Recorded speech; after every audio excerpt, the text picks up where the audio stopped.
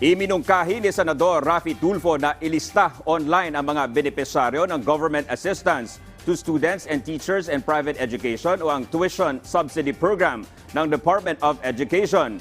Ito ang naging rekomendasyon ng Senador matapos mapag-alaman sa isang pagdinig sa Senado na aabot sa 12,675 ang ghost beneficiaries na hindi dapat nakatanggap ng pera mula sa DepEd at umabot sa 300 billion pesos ang nawala sa gobyerno dahil dito.